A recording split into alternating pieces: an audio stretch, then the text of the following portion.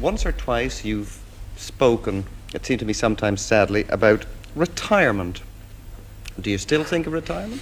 Oh, I wanted to, but I thought about my children. I watched the baby cry the other day, and my wife was late giving the baby milk, and the baby raised hell. Ah! Just hollering. Don't know where they're going to get it, but they just expect you to have it.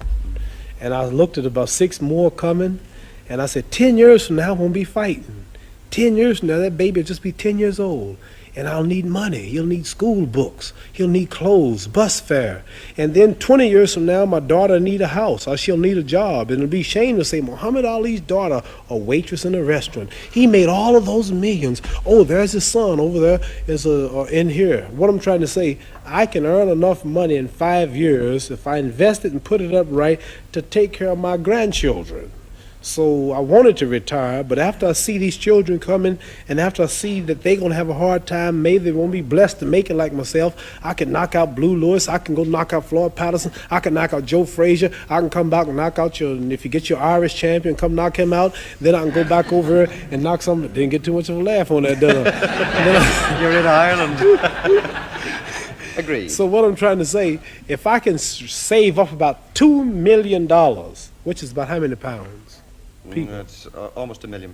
Almost $1 million. It's If I can save up 1 million pounds, then I can relax and go to sleep and retire and don't have to worry about my children, because this is a hard world. Don't nobody give you nothing. You have to work for it. Right? Right. So I'm blessed to be able to beat up everybody. So I want to beat up everybody until I can't beat them no more. If I can go 10 more years, I'm going to keep on doing it. Good. Most of your poems, like the one you spoke a few moments ago, are funny.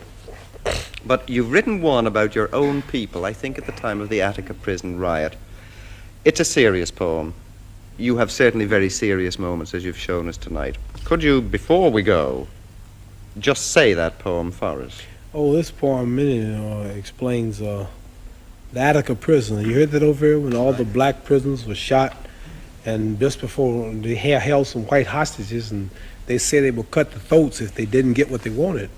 And the word was, well, if the throats are cut, then shoot and kill everybody. They found out during the autopsy that the throats were not cut. They just shot them for nothing. The trigger-happy policeman, and that Rockefeller gave word 10 minutes or so, if they don't give up, I think it's the way it went, open fire. And one black prisoner came out to speak to the warden, and he said, you have 10 minutes to surrender. What's your reply? Are we going to come in shooting? And the black prisoner came out, poetic poem. This didn't happen, but this is what I wrote. He said, better far from all I see, to die fighting to be free. What more fitting end could be? Better surely than in some bed where in broken health I'm led, lingering until I'm dead. Better than with prayers and pleas are in the clutch of some disease, wasting slowly by degrees. Better than of heart attack are some dose of drug I lack. Let me die by being black. Better far that I should go, standing here against the foe, is the sweeter death to know. Better than the bloody stain on some highway where I'm lain, torn by flying glass and pain. Better call in death to come than to die another dumb, muted victim in the slum. Better than of this prison rot, if there's any choice I've got, kill me here on the spot.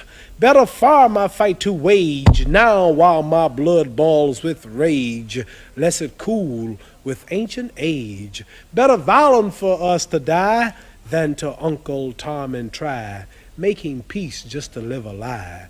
Better now that I say my sooth, I'm gonna die demanding truth while I'm still akin to youth. Better now than later on, now that fear of death is gone, never mind another darn. They opened fire on them, but they died telling it like it was. Tonight we have as a guest in the studio a man of whom Time magazine once wrote, he is Hercules struggling through the 12 labors. He is Jason chasing the golden fleece. He is Galahad, Cyrano, D'Artagnan. When he scowls, Strong men shudder, and when he smiles, women swoon. The mysteries of the universe are his toys. He rattles the thunder, and he looses the lightning. Well, he's loosed a lot of lightning in his day, and he's going to loose some more of it tomorrow night in Croke Park. There's no man in the world, I think, whose name is more synonymous with sport today. He says he's the greatest, and maybe he is. I'm certainly not going to argue with him about that. And he says he's the prettiest. Ladies and gentlemen, will you welcome, please, Muhammad Ali.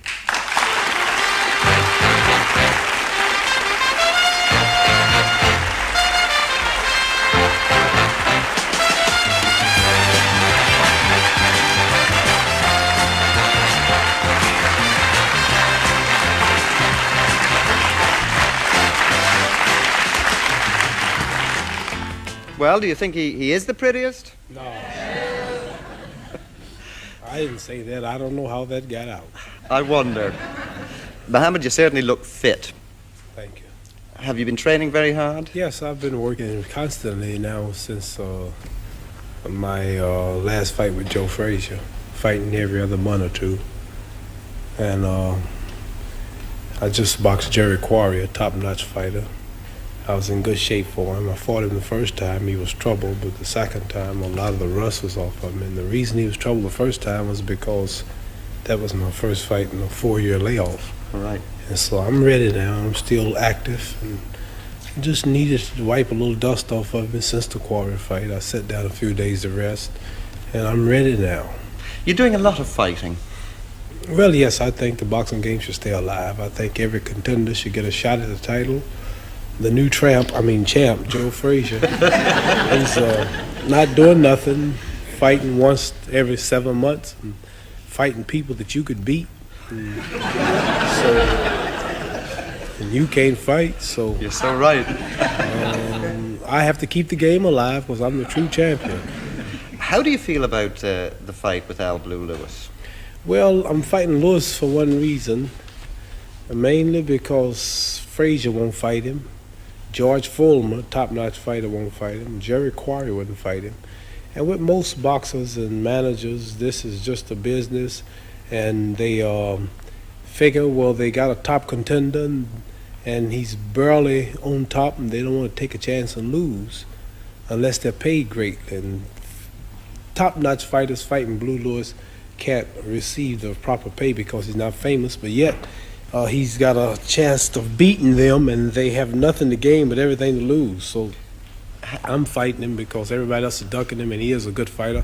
Plus, it'll be kind of hard to bring a top-notch, high-ranking fighter here because the price couldn't be put up. So What sort of a chance does he have with you? 2 chances, What are they? slim and none.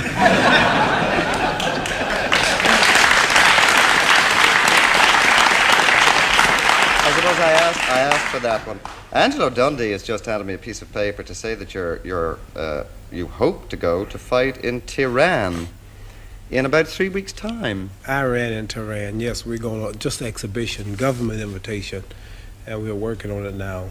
So your next big fight, really, I suppose, is with Patterson. Floyd Patterson, right, the rabbit. A rabbit? I call him the rabbit. Why is that? Oh, the way he fights. And, he calls me Clay, and the name is now Muhammad Ali. He still insists on Clay, so I'll call him the rabbit.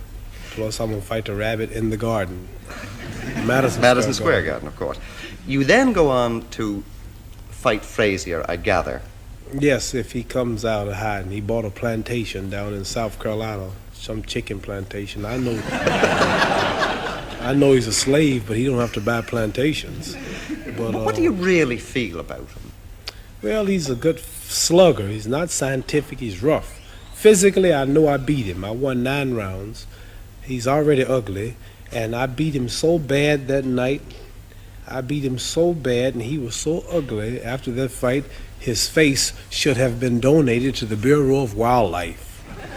You know, he toured here with a show. I heard he flopped like he do everywhere else. He's got a singing group called the Knockouts, and he thought because they gave him my title, he could go everywhere and draw people and get rich. and I understand he draws 80 people or maybe 1,000 people in the 20,000-seat arena. In London, in a 4,000-seat arena, he drew 12 people.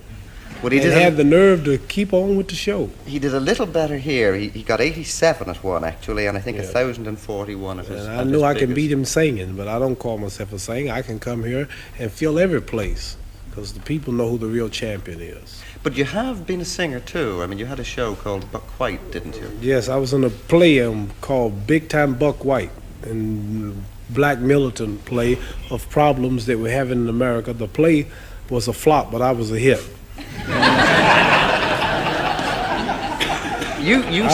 The play lasted 6 days, but the worst critics, my part was a hit. I want to get that straight.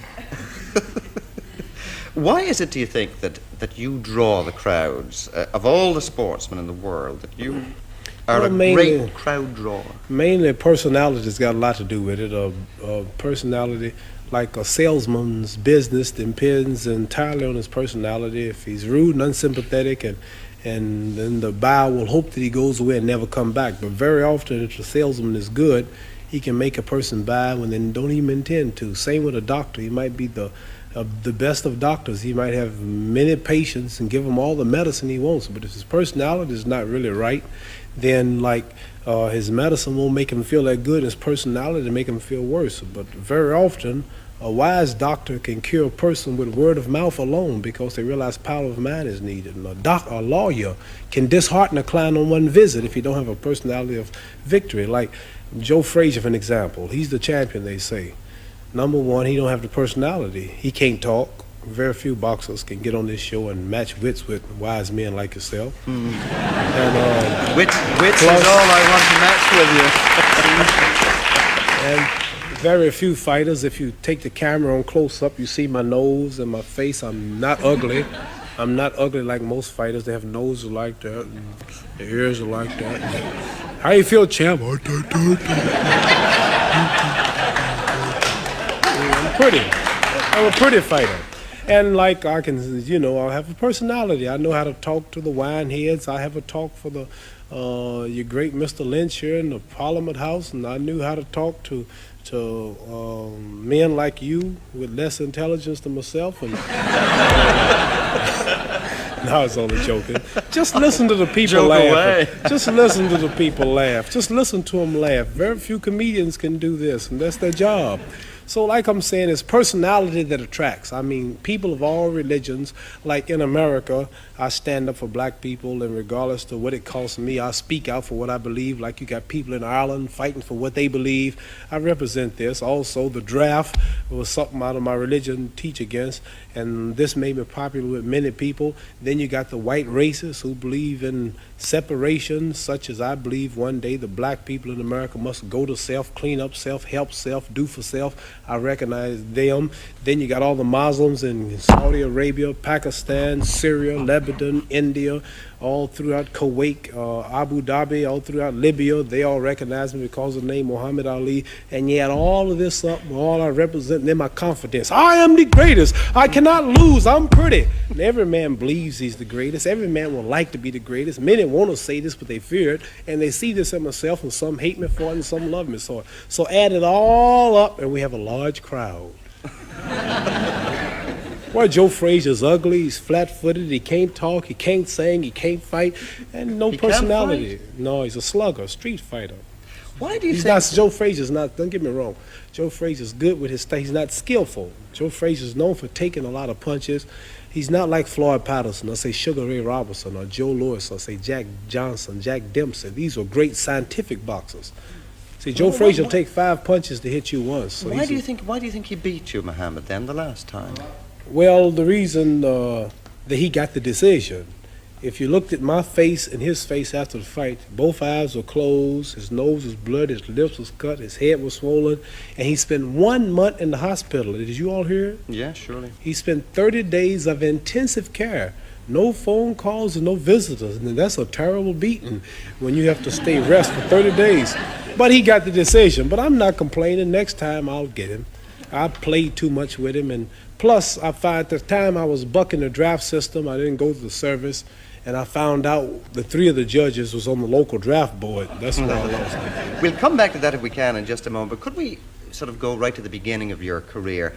What made you take up boxing as a child in Louisville? Well, at 12 years old, someone stole my bicycle. I went to a home show where they display cars and refrigerators and household utensils and everything. And I went there and left my bicycle outside and came out. It was a drizzling rain that night, Saturday evening, about 9 o'clock. The bicycle was gone. I just got it for Christmas. Somebody asked me, I asked whether it was the nearest police officer. And they said in the basement of the same building that I just came out. And a fellow named Joe Martin was training amateur boxers in a room about this size. And he asked me to take out an application and learn how to fight so I can beat the fella up in joking fashion who stole my bicycle. So I started boxing. This led you on eventually to the Olympics. Was this your goal as a child and as a young man? Did you see that the best thing you could ever do was to be an Olympic champion? I knew nothing about Olympics when I started, nothing. I just boxed just to get on the local television show called Tomorrow's Champions. Every week at Saturdays in Louisville, Kentucky, we have a show called Tomorrow's Champions.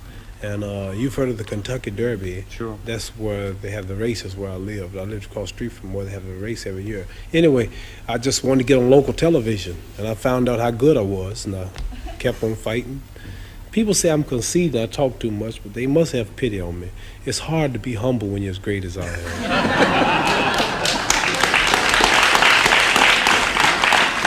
And I won the Golden Gloves, the National AAU, and the Olympics. And then after the Olympics, I had all the gold medals, but no money. So I turned professional. You told a story on one occasion about coming back from the Olympics with the medal to your own hometown. Did this make you a very big man in your own hometown? Did it completely change your life? Well, made me popular for a few days, but I wanted to do something good with it. So I went downtown. At the time, black people was marching to eat in the white restaurants, and they wanted rights to go where they wanted to. And so I said, I'll take this medal and I'll go downtown and I'll sit down in a restaurant. I got them on the spot now, and then I'll order something to eat. And I went down and I had my medal on, and the lady was looking, and I said, I'd like a cheeseburger. She said, we don't serve Negroes. I said, I don't eat them either, just give me a cheeseburger.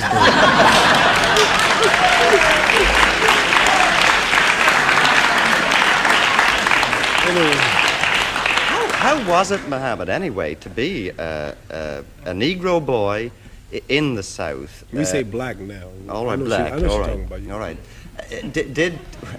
Is it not the same thing? What? No, Negro. We are taught that all people are named after country. Chinese are named after China. Cubans are named after Cuba. Irish people are named after Ireland. Indonesians named after Indonesia. Japanese are named after Japan. Australians are named after Australia. But there's no country named Negroes. All right, then let me. You understand? I understand. You're not as dumb as you look. Let me rephrase. Do I look that dumb? No, it's okay. What I really mean is, did you feel that you were deprived, that you and your family and other blacks were second-class citizens? Did we feel it? We knew it. Not only second class, but about add up all the nationalities you have on earth, and then they come first. Like right now, you can come to my town, and you're more free in America than I am. Even Chinese, the Japanese, that the black people help America to fight, or even the Germans. A day after the war in Vietnam, the Viet Cong will be more of a citizen than the American Negro. So, like, we might be the 50 class citizens, 60th class, if you really break it down. If we was just second class, it'd be all right. This is something you feel very strongly about. Strongly, I know it's the truth. I live right there every day. What attracted you then to Islam in the first instance? The Muslim religion? Yes.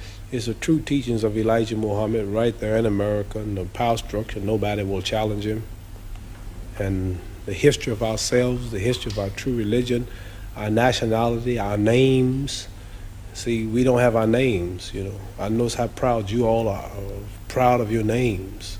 See, Chinese have names like Chang Chong, Lu Qian, this is Islamic teachings. Russians have names like Kosygin or Khrushchev. You have names like O'Connor or Grady or Kennedy. And Africans had names like Lumumba, Nkrumah, and Jews got names like Weinstein and Goldberg, and Italians got names like Dundee and Benvenuti and Marciano. But we have names like Grady and Clay and Hawkins and Smith and Jones and Johnson, but we are black. These are the slave names. Yeah, This is so the- this is when the I point heard this, I knew it was the truth. It's history. So Muhammad Ali is a beautiful black name of our ancestors. So when I heard this, I just had to walk out of the church and Christianity because they never taught us our true knowledge. Then they told me how we were brainwashed in America. We see Jesus, he's white with blonde hair and blue eyes. We see the Lord's Supper, all white people. We see the angels in heaven, all white people. And we look at Miss Universe, a white woman, Miss America, a white woman, Miss World, a white woman. Even Tarzan, the king of the jungles in Africa, he was white. He said,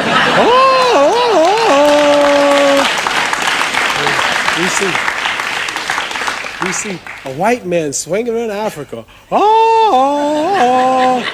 with a diaper on. He beats up all Africans and break the lion's jaw. And then the African's been in Africa for centuries, but he can't yet talk to the animals. But Tarzan, all of a sudden, some goat raised him up and he can talk to the animals. So I'm just showing you how the black man in America has been whitewashed his mind. And then we look at the good cowboys, they rode the white horses, and the president lived in a White House. They got TV commercials, White House cigars, White Swan soap, King White soap, White Cloud tissue paper, White Rain hair rinse, White Tornado Flow Wax, White Plus toothpaste. The president lived in a White House, and the angel food cake was the white cake, but the devil food cake was the chocolate cake. Everything good was white.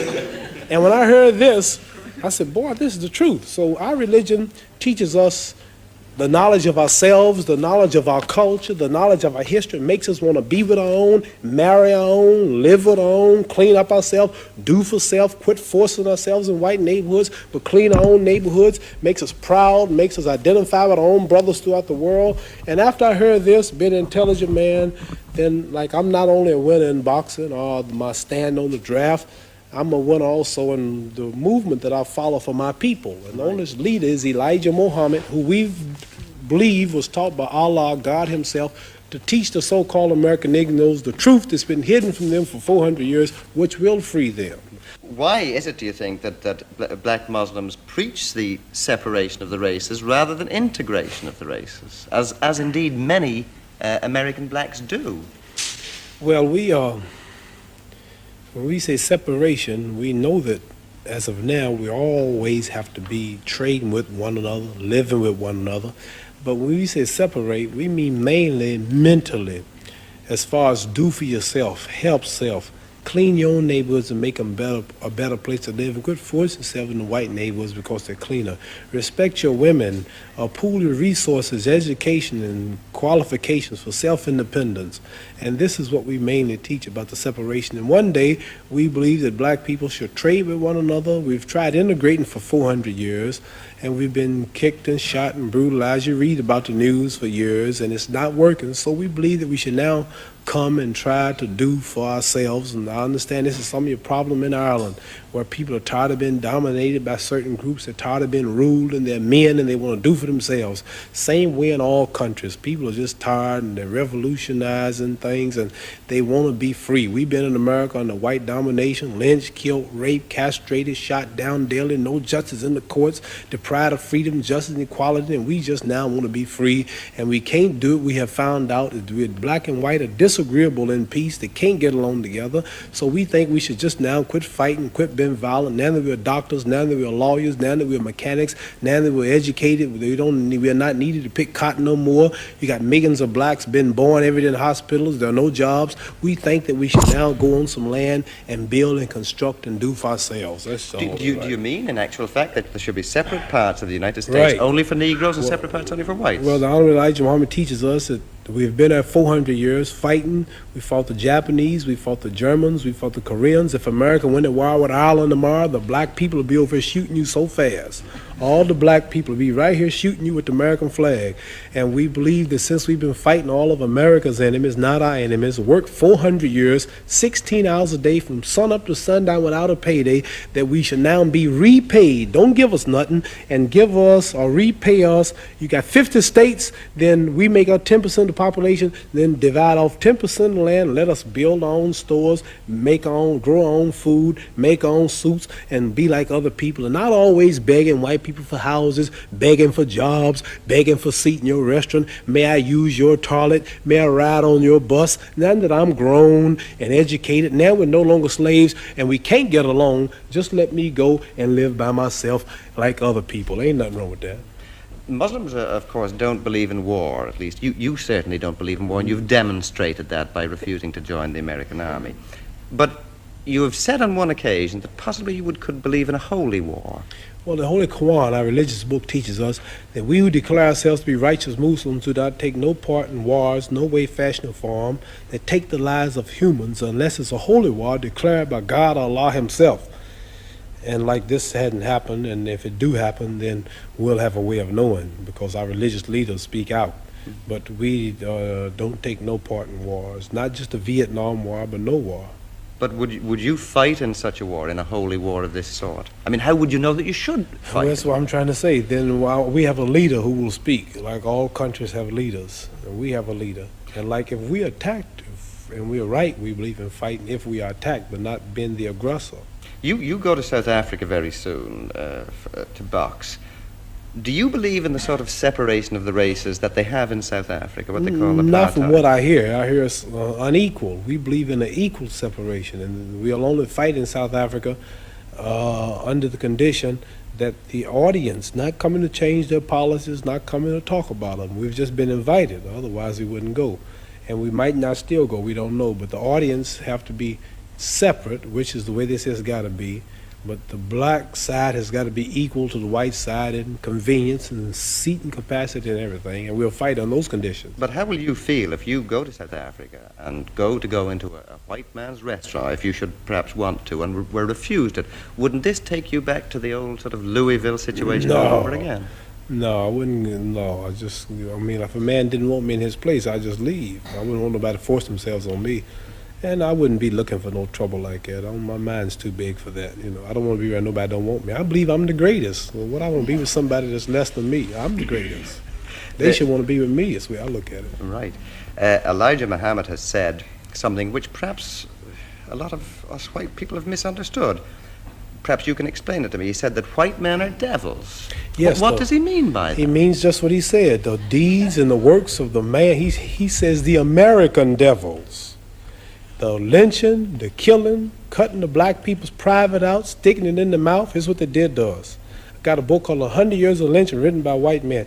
Taking black women who was 4 months pregnant, they took us for years and hung us up with the feet and stuck a dagger in her stomach and ripped it and pulled the unborn baby out just to put fear in other slaves. They tied up black people to horses and 2 horses and pulled his arms out and pulled his legs out. Lemonade trains with white children and white people of America used to come and watch them tie up 10 or 15 black men and pour gasoline on them and burn them, watch them burn alive. They took us and hung us up with trees and shot us with bullets. They took and cut a hand off and gave it to the little boy and they took the leg off. And this is worse than the devil. All right, but... see, the devil, the preacher in the church taught us that the devil was up under the ground. Right. And he'll wait till he died before he burn us up. This white devil in America was worse because he burned us while we was alive. He didn't wait till we died. So what I'm trying to say is the deeds and the works. And I think this, if Elijah Muhammad can stand in America for 42 years before my little black self was born and say that the American white man is the devil, then the white man should get up and say you are a lie and carry him to court and say we are not the devil. Not one American, not one government official, one mayor, one senator, none of them will stand up and say that they are not devils and this man is lying. So what am I to do? Right. I believe it. Do you believe that every white man is a devil? I mean, Angelo Dundee, Harold Conrad? Angelo Dundee's Italian. He's got a lot of black blood in him. Harold Conrad's Harold Conrad's Jew. So there are exceptions. There are exceptions. No, to it. listen. What I'm saying to you is this. I'm saying that Elijah Muhammad, our leader, teaches us this, and I believe everything he say. So it's not for me to prove that. You must remember, you have not lynched me. It wasn't the Germans that did this to us. It wasn't the white Canadians who's right on our border. He put emphasis on the American devils. He's missioned to America by God to preach the truth. So what I'm saying, let's say we got one white fellow in America who has proved that he means right. Let's say we got another one. White people have died in demonstrations for black people. Now, here's the position I'm in. Here's 10,000 whites coming to kill me. And in those 10,000, or let's say here's 10,000 rattlesnakes coming to bite me. And in those 10,000, there was 1,000 that didn't mean no harm. And I knew there was a good 1,000 snakes out there, but they all look alike. Now, what should I do? Should I keep the door open and let the 10,000 in, hoping that the 1,000 will unite and save me and one bite will kill me? Or should I just be safe and shut the door? So we have white people say, I mean right. I have a black husband. Oh, my children are black. I love everybody. I really believe you. But I'm sorry, man, there's 10 more thousand behind you that don't feel that way. I'm just sorry, but what am I going to do?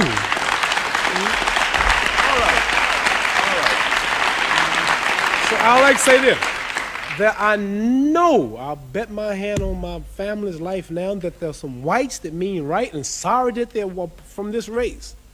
But there's so few until it don't really matter, until I can't forget all the lynching, all the depriving, all the murder, everything that's happened, because there are two that mean right. Right, but don't See, when America dropped bombs on Vietnam, she drops them. Okay. Babies, boys, when she dropped the bomb on Japan, she dropped it. They don't say some innocent, they just said war. So when a person in Belfast leave a bomb, they don't say, well, there's a kid that's innocent in here. There's an old lady, she's blind. They just, boom, throw the bomb. So what I'm saying, not because they do, we have a problem.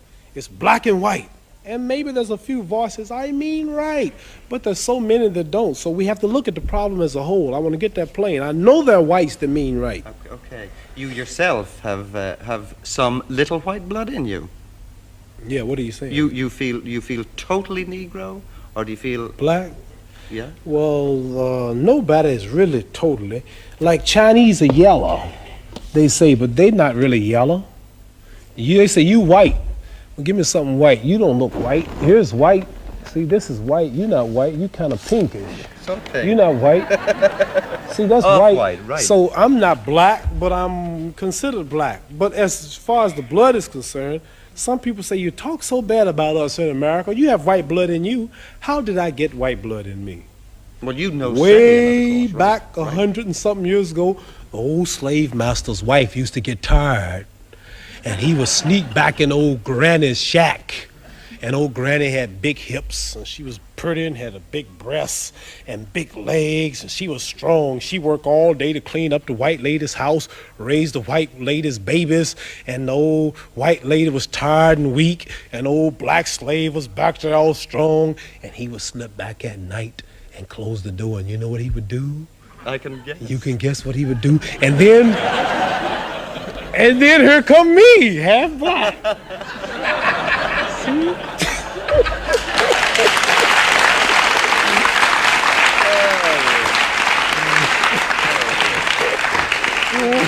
Maybe we can get back to fighting for just a moment.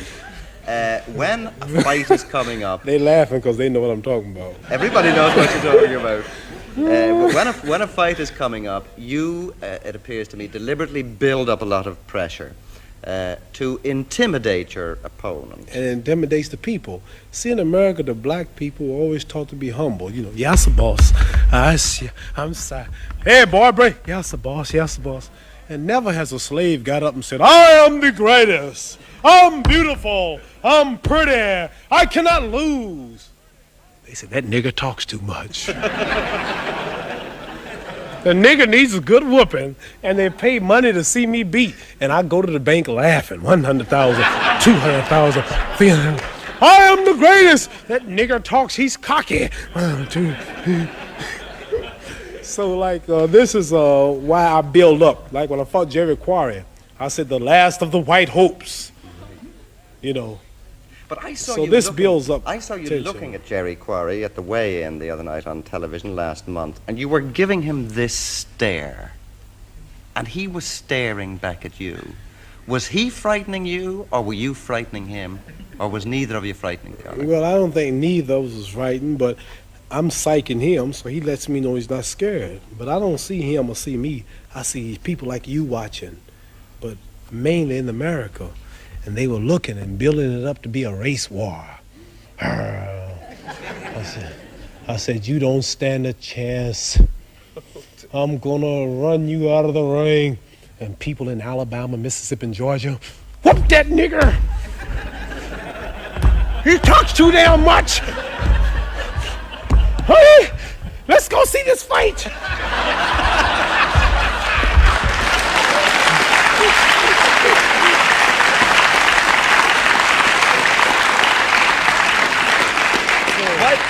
I don't really hate nobody, but people are so small-minded, it's easy to lead them. You know how you ever see the wrestlers? How there's always a good wrestler and a bad one. And he sticks his finger in his eye, and the guy shakes it off in 2 minutes, his eyes clear up, and he sticks it in again, and he hits his back, and everybody hate him. He'll win the first round. And then the second round, the good fella wins, and that's what everybody come to see, though. Bad villain be beat up. I like to be the villain. But the things I'm telling you now, I won't tell it in America on television because they'll start liking me. They say, oh, he's just tricking us. But when I get back to America, I'll be bad. Yeah, but you talk to people in the ring. You appear I to want be... to smile, but I don't. You appear to be talking to... What'd you say? You appear when you're fighting. I do. Quite often. I do. To talk. I talk. What are you saying? Or, Well, or can you repeat that? Well, some of them I won't repeat. But I have a few things to say to, not for the public, but to confuse my opponent.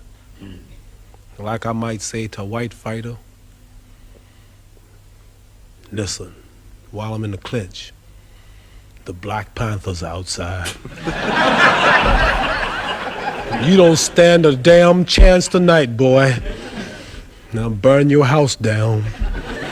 He look at me, this guy's crazy. I have a lot of things I say. Do you ever get into the ring hating the man you're No, going to fight? never. Do you get in with anxiety or fear? I'm nervous because of the talking that I do, and I have to back it up. I think about people. I'm on a hell of a spot. I'm on a heck of a spot. Can you imagine Blue Lewis whooping me? Frankly, I couldn't go back to America. No. Do you have any private life at all, Muhammad? Yeah. Because all the time And I've seen you in Ireland, Yeah. up in your hotel and back and forth. People are staring at you, looking at you, wanting to touch you, wanting to talk to you. Yeah, I have private life. Well, how you're a young man of 30. This seems to be a perpetual trot around the world that you do with people. Hey. When I'm out, I rest at nights, and when I'm at home, like they have a saying, a prophet is never honored in his own home. Like when I leave home, I expect this, I'm new.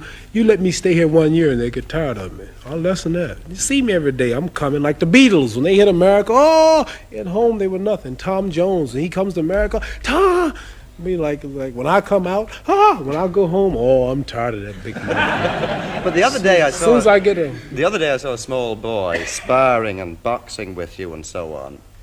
Do men ever try to do this? Does a man ever come up to you and say, look, If he dreamed it, he better wake up and apologize.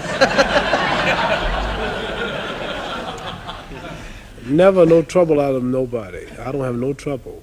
Muhammad, are you a wealthy man? Yes.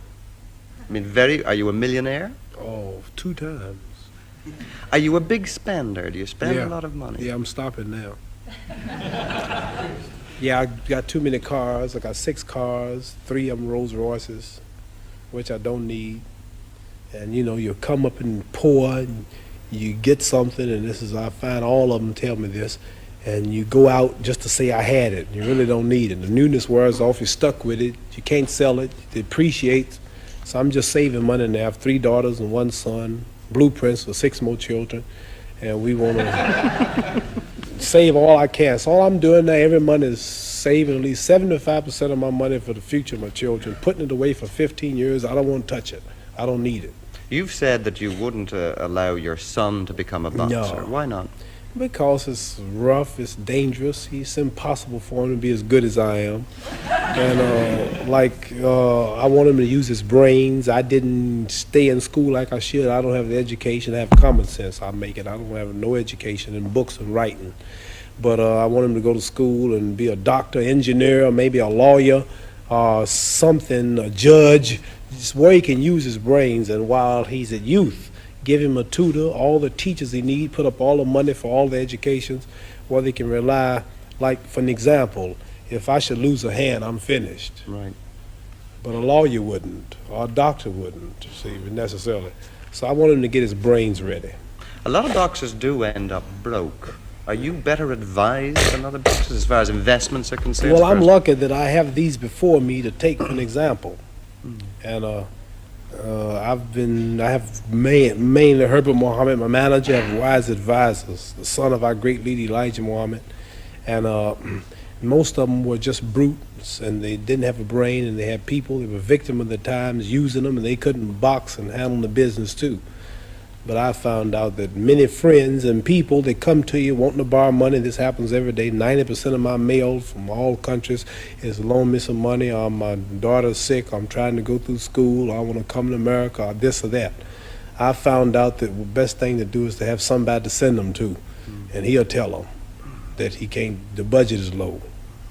The other day I heard Harold Conrad refer to you as the wizard, that you've got a lot of wizardry in you, that you can do a lot of things, you can see into the future, that you can put a hex on people. Well, I can take, for an example, to show you my power, some silver paper. Cigarette paper? Yeah, and I can wet it and fold it, and he handed it to me. Let me this. And you, this is gold. I don't know if this will work. You have any silver paper? I might have some silver. Hold on a second, let me see. Somebody. Tom, you haven't got any. Oh, here we are. Here you go. I can take this right here, for example, and you tell the people the truth. If it don't work, I don't. Maybe on 1,000. I can take this here, and I can fold it up like this, and now you can give me your hand, and I can say you just watch me and you concentrate. That paper's going to get warm. So warm until it'll start smoking. And that paper will keep on until it gets hot. Do you feel it? What do I feel? Can I just see it for a second? Somebody from the audience? Got a lady, come here real fast. Any lady, come here. Any lady. No. Here's one. Here we are. Come here, young lady. Here we are. Just take your hand and hold this. Quick before it cools off. Is that hot? It's quite Just hot. just I'm not hold it. fooling. I'm not Hold it. fooling. Is it hot? Yeah. Is it hot? Yeah. Okay. He's a wizard. Thank you. Oh, it's still hot. That's not bad. This paper's actually red hot. It's That's really not hot. bad. Quite truthfully, the paper is quite truthfully, it's still hot. It's still warm. Well, I don't know how it's done. But that's not bad. That's not bad. Mohammed, to get back to things a little more serious, you were in the wilderness for 3 years because you refused to join the army. Do you have any regrets that you embraced the religion of No. of Muhammad? No. Well, you know, we are many people like when a man goes to war, he don't consider losing nothing. He's fighting for his country, what he believes. And we don't have no regrets if it's something we do from our heart and we want to do. Like, I didn't have to do it. Something I wanted to do, so I don't regret it, and I'm really thankful that I did. Got strong because of it, and many people believe in fighting for the freedom, and this is just part of what I believed. So it's nothing that I regret, not at all. If I regret it, then it wasn't sincere. But it lost you not only a great deal of money, but it could possibly have lost you your livelihood. In fact, it could have lost you your Well, whole career. Isn't this Well, so? no, it wasn't. Has it been nothing. worth it? Well, yes. I mean, I haven't really lost nothing. I'm back in boxing bigger than ever. My salary is double. I'm invited to Peking, Red China. I'm the first one since Nixon from America. Open invitation, waiting what I want to go. I've been through all out of Arabia and Africa, met all the kings of the countries. And peace, the world wants peace, and I represented it. And at a time when it wasn't too popular in America, and now it's common. And I'm not really, I don't pay no attention. And regardless to many people are doing what I did, and they went to jail for it, and you don't read about them. At least I was a case that the world watched. And if I had went to prison, I would have been a famous celebrity. I would have gotten fan mail. I'd have got credit for my stand. But what about the people who nobody knows and they're doing it? So I look at them as being more great, I would say, than I am. When the Supreme Court eventually decided that you were right and you had a perfect right to do this, you showed no resentment against the men who had kept you away from boxing. You were very quiet about it. Then I would be a hypocrite if I did, because I expected them to recognize me for what I believed. And they did what they thought was right at the time they took my title. At the time they wouldn't let me box nowhere in the country. They just did what they thought was right. And for me to now to sue them or to condemn them or to speak out against them for doing what they thought was right, then this would be hypocritical. And at the same time, I expected them, although they didn't, to recognize me for what I believe. So how can I get on them for doing what they really believe was right? Once or twice you've spoken, it seemed to me sometimes sadly, about retirement. Do you still think of retirement? Oh, I wanted to, but I thought about my children. I watched the baby crying the other day, and my wife was late giving the baby milk, and the baby raised hell. Ah! Just hollering. Don't know where they're going to get it, but they just expect you to have it. And I looked at about 6 more coming, and I said, 10 years from now, I won't be fighting. 10 years from now, that baby will just be 10 years old. And I'll need money. He'll need school books. He'll need clothes, bus fare.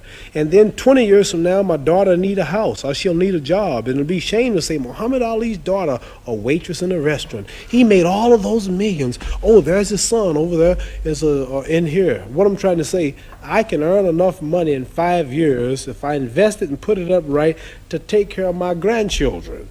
So I wanted to retire, but after I see these children coming, and after I see that they're going to have a hard time, maybe they won't be blessed to make it like myself, I can knock out Blue Lewis, I can go knock out Floyd Patterson, I can knock out Joe Frazier, I can come back and knock out and if you get your Irish champion, come knock him out, then I can go back over here and knock some, didn't get too much of a laugh on that, did I? You're in Ireland. Agreed. So what I'm trying to say, if I can save up about $2 million, which is about how many pounds? People. That's almost £1 million. Almost $1 million. That's If I can save up 800,000. 1 million pounds, then I can relax and go to sleep and retire and don't have to worry about my children, because this is a hard world. Don't nobody give you nothing. You have to work for it, right? Right. So I'm blessed to be able to beat up everybody. So I want to beat up everybody until I can't beat them no more. If I can go 10 more years, I'm going to keep on doing it. Good. Most of your poems, like the one you spoke a few moments ago, are funny. But you've written one about your own people, I think at the time of the Attica prison riot. It's a serious poem. You have certainly very serious moments, as you've shown us tonight. Could you, before we go, just say that poem for us? Oh, this poem explains the Attica prison. You heard that over here when all the black prisoners were shot, and just before they held some white hostages, and they said they would cut the throats if they didn't get what they wanted. And the word was, well, if the throats are cut, then shoot and kill everybody. They found out during the autopsy that the throats were not cut. They just shot them for nothing. The trigger-happy policeman, and that Rockefeller gave word 10 minutes or so, if they don't give up, I think it's the way it went, open fire.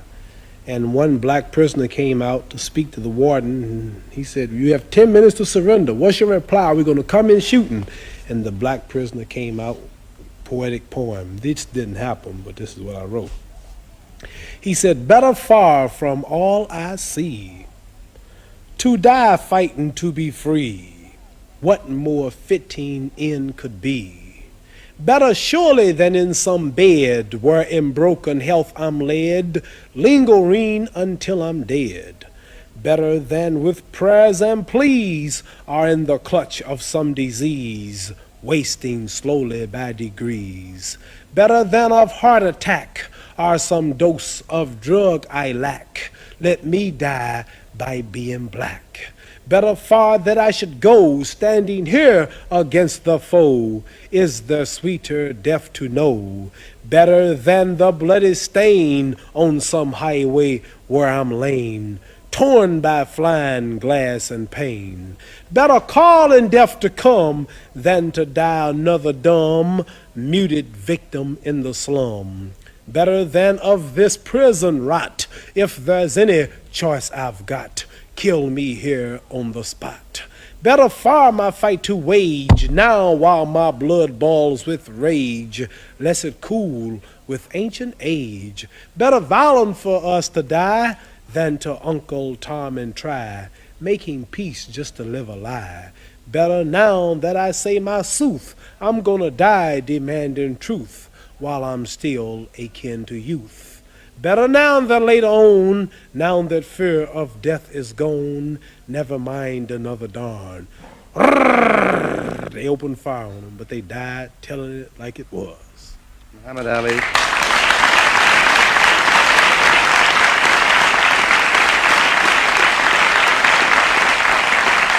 I have another thing to say. This is one thing.